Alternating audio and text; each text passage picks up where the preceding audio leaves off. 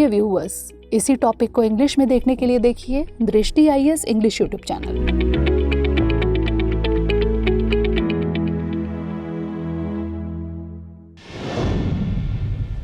नमस्कार, दृष्टि IAS के टू द पॉइंट प्रोग्राम में आपका स्वागत है। आज हम बात करेंगे सुर्खियों में सागर नितल प्रसरण के बारे में। आइए जान लेते हैं कि यह चर्चा में क्यों है। एक हालिया अध्ययन के मुताबिक वैश्विक स्तर पर सागर नितल प्रसरण यानी सी फ्लोर स्प्रेडिंग की दर लगभग 35% तक धीमी हो गई है। यह अध्ययन पिछले 19 मिलियन वर्षों के आंकड़ों के विश्लेषण के आधार पर तैयार किया गया है। इसमें पाया गया है कि बढ़ते पहाड़ इस कमी के कारकों में से एक हो सकते हैं। अब बात कर लेते हैं सागर नितल प्रसरण की परिकल्पना के बारे में। सागर नितल प्रसरण की परिकल्पना 1960 में अमेरिकी भूभौतिकविद हैरी H. हेस द्वारा प्रस्तावित की गई थी। दरअसल सागर नितल प्रसरण एक भूवैज्ञानिक प्रक्रिया है जो पृथ्वी के सबसे बाहरी आवरण क्रस्ट का निर्माण करती है। सागर नितल प्रसरण और प्लेट विवर्तनिक यानी प्लेट टेक्टोनिक दोनों ही सिद्धांत इस बात पर बल देते हैं कि पृथ्वी का धरातल व भूगर्भ दोनों स्थिर ना होकर गतिमान हैं। हैरी हेस के अनुसार महासागर के मध्य में दरार उत्पन्न हो रही है।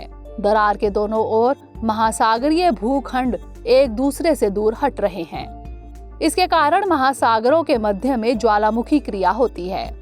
लावा के ठंडा या ठोस होने के कारण नए महासागरीय भूपटल का निर्माण होता है।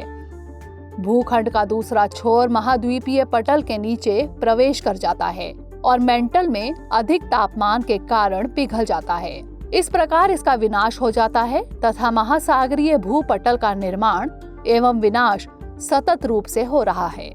रिंग ऑफ फायर में पूर्वी प्रशांत अपलिफ्ट सागर नितल प्रसरण का एक प्रमुख स्थल है। बात कर लेते हैं इसके पक्ष में प्रमाणों के बारे में। महासागरों के मध्य में कटकों की उपस्थिति जहां निरंतर लावा का उद्गार हो रहा है। महासागरों में सबसे अधिक नवीन चट्टानें मध्य महासागरीय कटकों के नजदीक पाई जाती हैं। कटक से दूर जाने पर चट्टानों की आयु बढ़ती जाती है।